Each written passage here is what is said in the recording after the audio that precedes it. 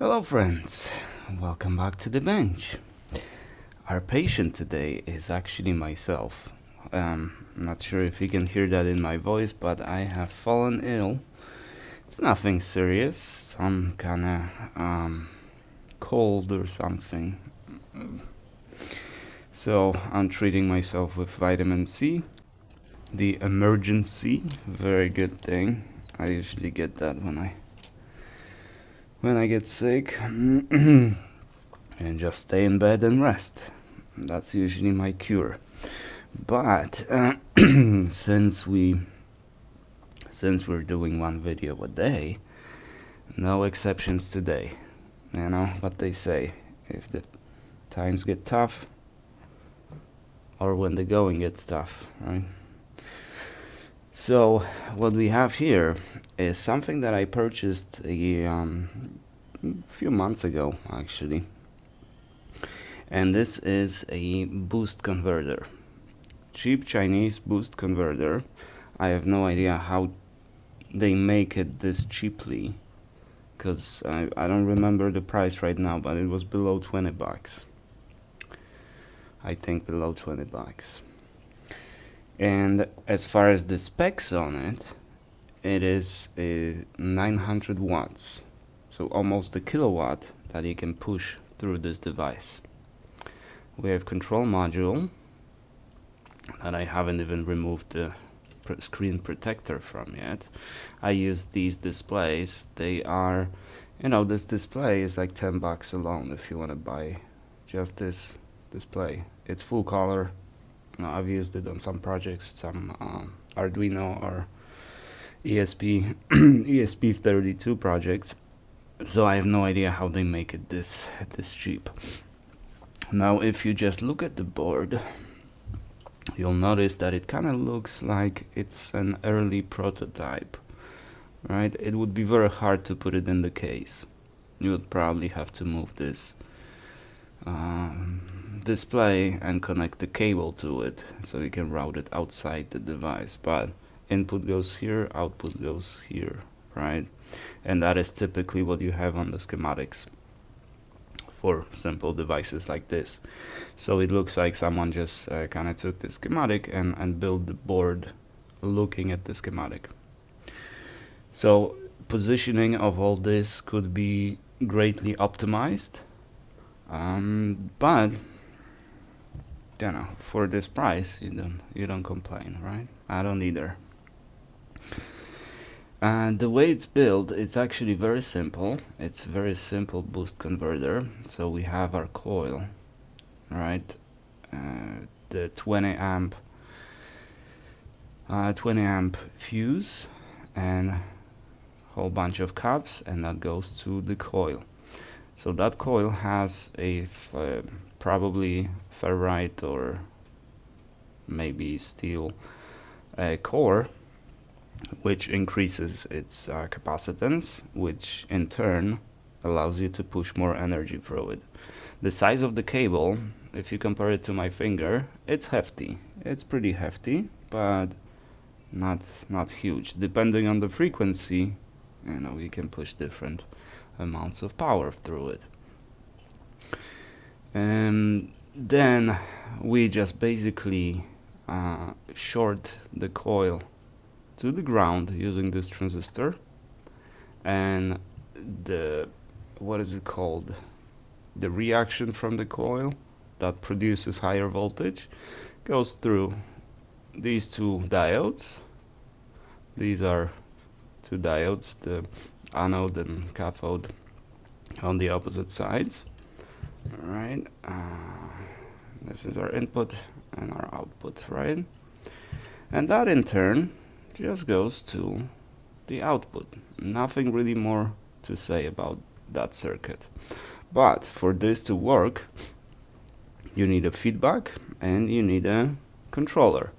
So our feedback is provided through this tiny resistor, and it goes to our control unit. Control unit is not really visible under there, but it's most likely a simple microcontroller and it just generates PWM for this transistor depending on what voltage you need. Now, how does it work? To turn it on, you need, I don't remember, around 7, maybe 8 volts at the minimum. So initially when I tested it on 5 volts, nothing lights up, and you have 5 volts on the output. And actually I can show you that. Let's drop to 5 volts. This is how I tested it initially. Don't mix up polarity, very important on this device. There's no protection against reverse polarity, so be careful.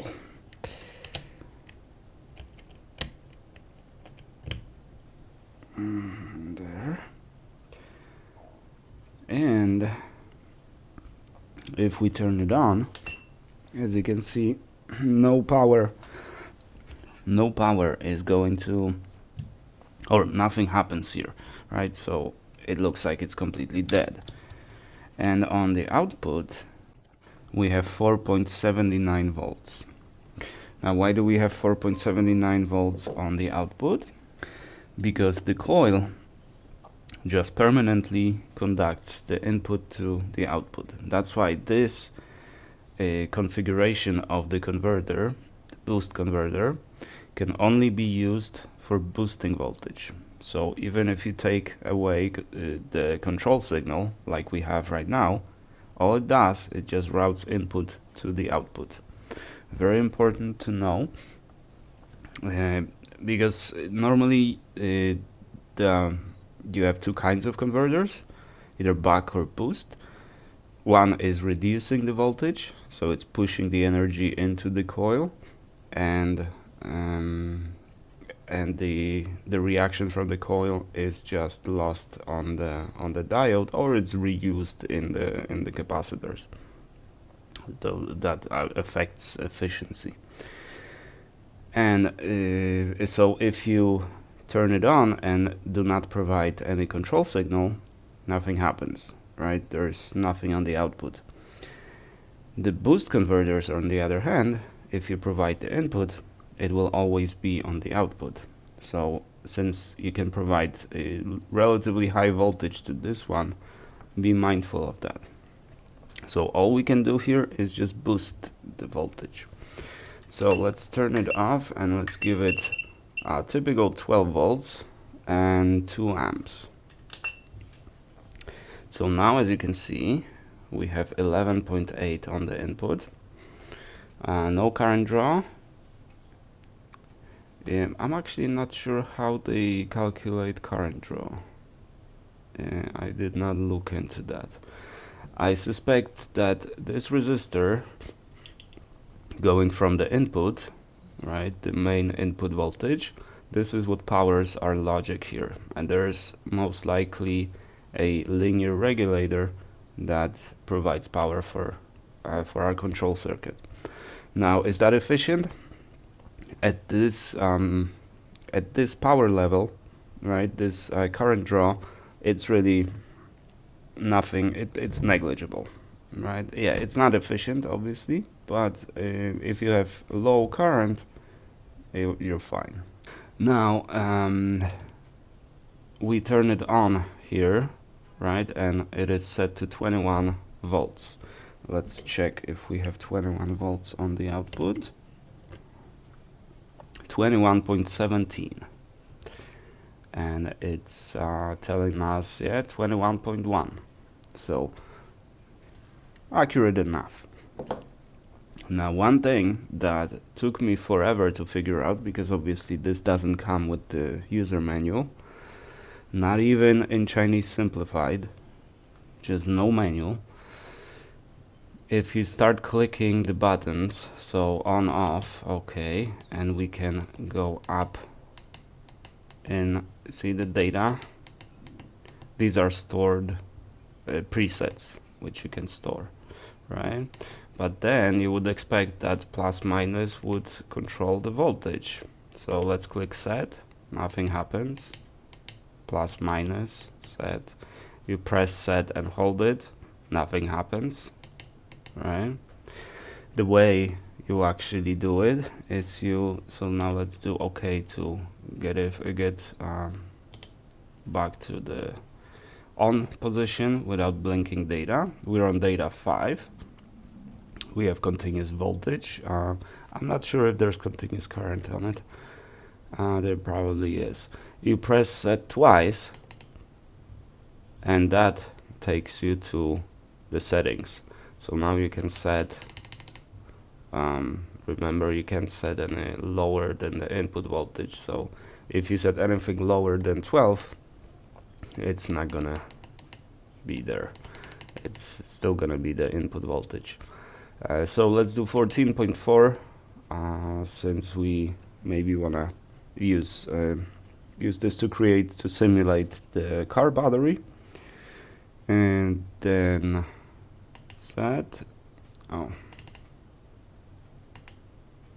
then amperage, let's limit the amperage to 1 amp, so that's going to be 15 watts. As you can see, it's not, if you want to set to 10 amps, you know, it's gonna be a hassle. Okay. Now set, and we can store it in 5, and I think now we said okay. Now we said set. Okay, so now, yeah, our number 5 is stored as 14.4 at 10 amps, at 1 amp, so 15 watts. So to measure the efficiency, we're gonna short, well, not exactly short, we're gonna use 8 ohms on the output, which will be sufficient to pull the whole amp, and we'll see how much power we're getting on the input here, right? So we're pulling, so it's only set to continuous voltage, it's not set to continuous current, right? We're grabbing 15.9 watts, and we should be grabbing 14.4 watts. So let's see. Yeah, I don't know, it's supposed to be continuous current, but for some reason I can't set this. So I don't know, it should be, this should switch to CC, so we limit to 1 amp. But it's not switching to CC. I tried also, you know, holding the key and pressing something else, but in that case, let's turn it on, and let's do it for 1.47 amp, right? 17.49 watts. And we are pulling from the source 19.5 watts. So that's not too bad. That puts us in high 80s as far as the efficiency, which is well, it will depend on the input voltage and output voltage. Right now we're creating 14.3 or 14. It's supposed to be 14.4, and we're taking it from 12 volts. But if we go to 100 volts on the output, creating it from 12 volts, efficiency will go way down. So that's usually how it works in the DC to DC converters. Okay, resistors are really hot, very nice. And if it wasn't for constant current, lack of constant current, which should be, you gotta be able to set it somehow. That's why it says CV now. It should be CC and CV, but I don't know, maybe you can switch between CV and CC. It wouldn't make sense. It would absolutely make no sense, but I was actually curious, how do we limit the current and how we detect the current?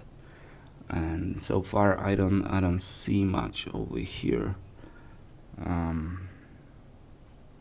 Yeah.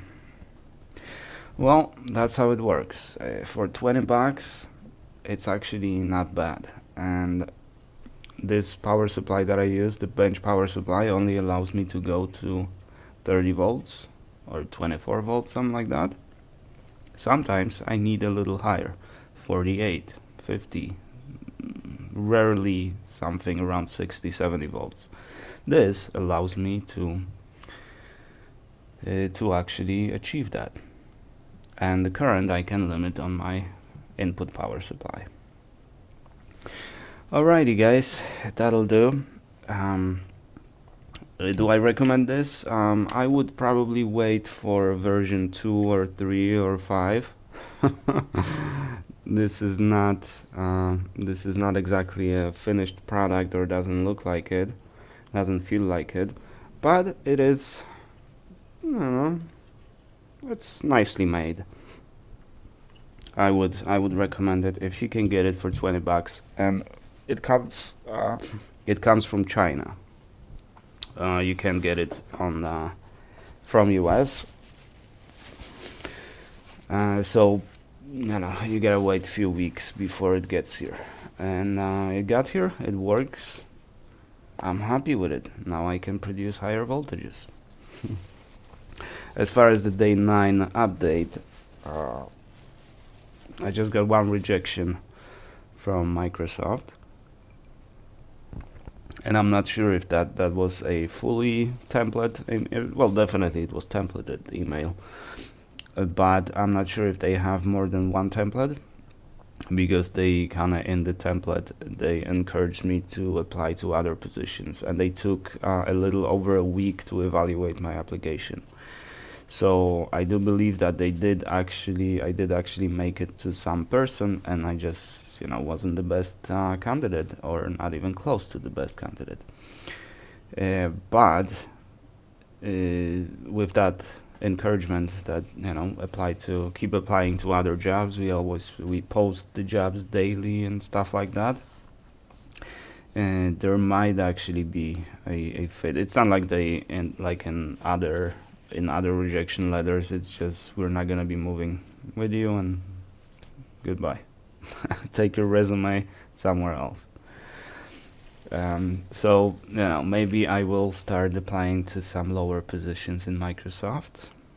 Microsoft wouldn't be too bad of a company. I know recently that was actually not Microsoft's fault with that faulty update. That wasn't Microsoft's fault, so that was contractors' fault.